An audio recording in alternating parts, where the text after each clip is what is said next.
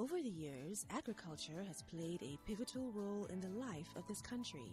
Indeed, one cannot deny the importance of agriculture to the economy, the focus of tonight's In the Spotlight.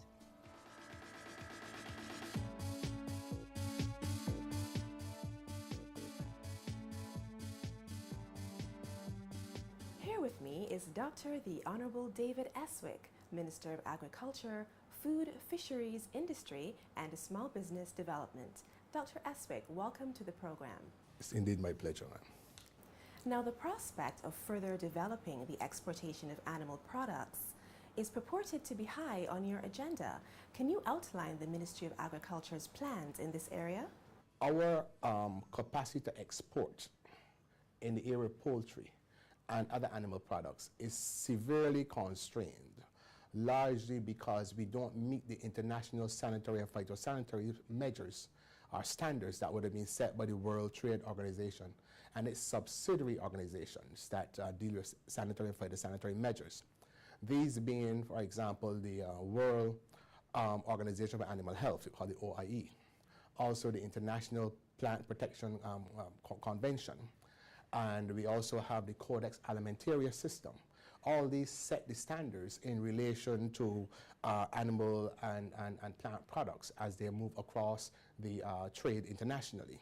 We don't meet those standards, all right? And therefore, one of the things that we wanted to make sure we were able to do is to develop a new sanitary and phytosanitary system that would bring Barbados' infrastructure up to that international standards. I understand that the National Agricultural Health and Food Safety Program was your brainchild. Can you explain what the functions of this entity entail?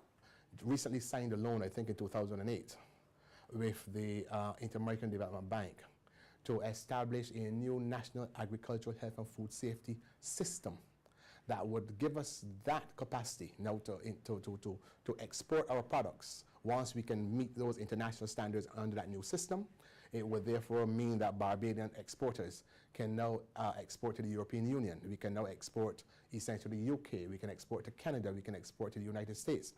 For example, Chickmunk right now and other chicken producers are seriously hampered because they would love to export breast meat, which is something that is thriving in New York and Europe and so on, but they cannot because they just don't meet the international standards. Even though they themselves, at the level of the production facility, would be at the international standard, the governmental institutional structures are not yet there.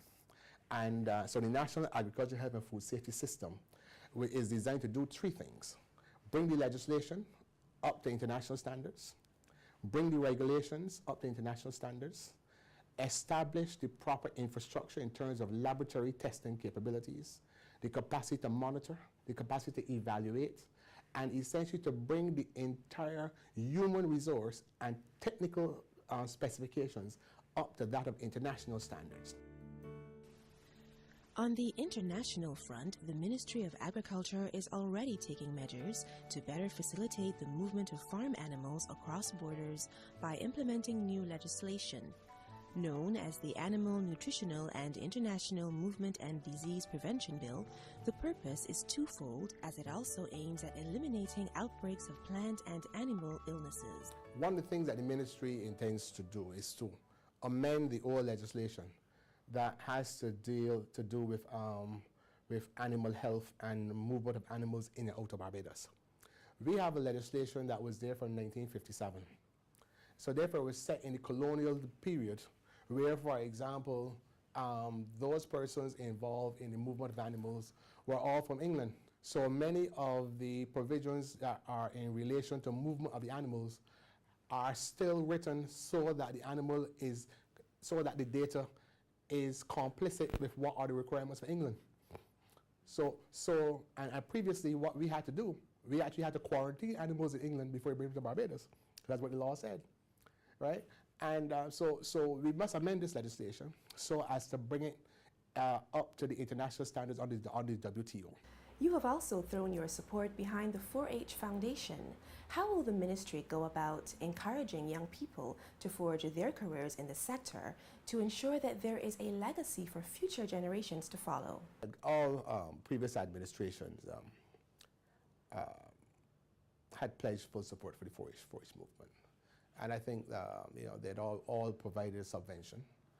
I think that the last budget, the subvention to the 4-H would have been increased by $100,000, and so as to give them much greater operating capabilities. One of the things that I know that they usually would do is that they do engage school systems and go in and try to get agriculture to become part of the normal operation in most schools. But if you look at the school curricula, very few schools have agriculture as an actual curriculum item, where it is moved from just simply planting carrots and yams and so on. What they need to do is teach the children that, but to teach them that this is a business. Teach them the marketing side. Teach them how to the financing side, how to get, but they must also know, get them to understand that the potato chips that they eat come from a whole potato grown somewhere. All the corn kernels that they eat, somebody plants the corn. And also all the things that they use, that they must now see the opportunity for them to be able to produce. So it means that they must understand way beyond simply just the planting of the raw product. Traditionally, agriculturalists have not been recognized as members of the business community, a view which still prevails in our society. Plans to dispel this misconception are already being implemented in the form of a merger between the agricultural and the small business sectors. What I then therefore had to try to create was the linkages at the level of policy creation. So it would mean that I would have to sit and meet with the various boards of fund access, of the small business units, as BIDC and BADMC, and said, look, this is now one entity. So I want you now to see farmers as part of your lending pool. As Barbados moves towards an improved level of food security, there are several indigenous crops which can easily be processed and sold as cottaged goods. This would assist in creating a niche for the island on the worldwide market. I think the processing would eliminate the wastage. It would also be an element of value added. And thirdly, what we have to do is to tag that with education. And that education will be twofold. One, your palate. Your palate has to like your own things. If your palate doesn't like your own things, you have a problem. And in every country where agriculture has developed significantly, indigenous consumption has always been high. Okay? Let me give an example that's current. Look at China. All right, China is classified a developing country because of its GDP per capita, which is about $3,800 US, significantly below Barbados's. All right, we're about 13,000. Now, and China gets donations from America and the EU because of the developing country. Yet it has the largest foreign reserves in the world and lending the world money. But what has happened is that China was an export-oriented country. And because of the global downturn, China now had to turn internally for its domestic consumption, okay? And is now driving its own internal usage of what it produces, you see? And what we have to do is reinvent the wheel. This happens every time you have an economic crisis, and we should take this opportunity to start re-educating our primary school children, start taking our chefs and taking them back to school, start getting our parents and who do the cooking and so on to understand the value, and not only the value nutritionally, I'm now talking about the value economically to themselves and the future of the country, which is the future of their own children. Despite losing first place to tourism as the principal foreign exchange earner, sugar continues to thrive in the 21st century, even though the island no longer maintains its position as a leading sugar exporter. How feasible would it be for Barbados to move away from the production of raw sugar and into the sugar cane industry with its many byproducts and uses, including the generation of electricity? We believe that the sugar industry needs to be transformed into a sugar cane industry. That is, the sugar cane plant in itself is a plant with a myriad of product potentials. So it brings into mind the same type of thrust that I spoke to earlier in regards to how we perceive the primary products that we produce. No longer, because of the size of the country, can we engage in bulk production for international consumption, because we can't compete with bigger players. They have the land, we don't. They can mechanize, we can't. They have the subsidy capacities, we can't. So what we need to do is to first satisfy our domestic consumption, first thing. And secondarily, that's the domestic consumption for raw sugar. Secondarily, look to see what it is we import that the sugar cane plants can produce so that those become subsidies. Those would be ethanol. So we can produce ethanol from this, and we are going to add the ethanol to gasoline, right? Now, these are things that other countries who Barbados was way ahead of in terms of sugar technology, because we were the center for the sugarcane breeding station for the world. But Brazil and other countries now bypassed us in terms of additives from sugar into gasoline and so on. And so we now must learn from them, but that's part of it. In addition to this, we are going to be producing specialty sugars. So we know what specialty sugars are imported in the country. We produce some locally. And hopefully the only sugar that we may very well need to import is only white granulated fine sugars and so on, which is called for special technology. Then what we will do is that we will enhance production again in relation to producing the molasses for the rum industry. So that for, again, your domestic consumption, so as to decrease the importation that right now the rum industry has to engage in.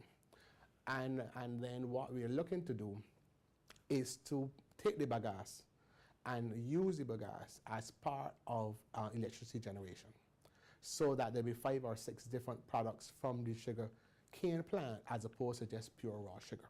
We believe that this will make the industry viable, and we believe that the decision now as to the retrofitting of the necessary sugar factories so as to accomplish this is something that we have essentially gotten the guarantees already for that activity from Cabinet.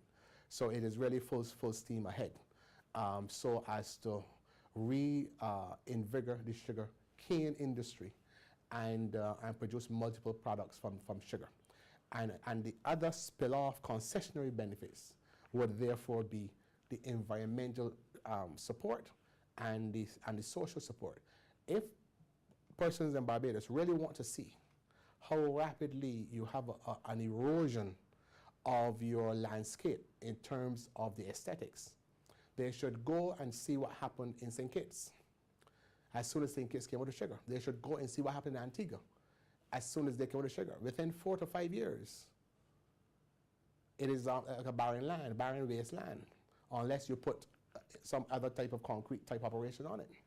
And so we cannot make that error in terms of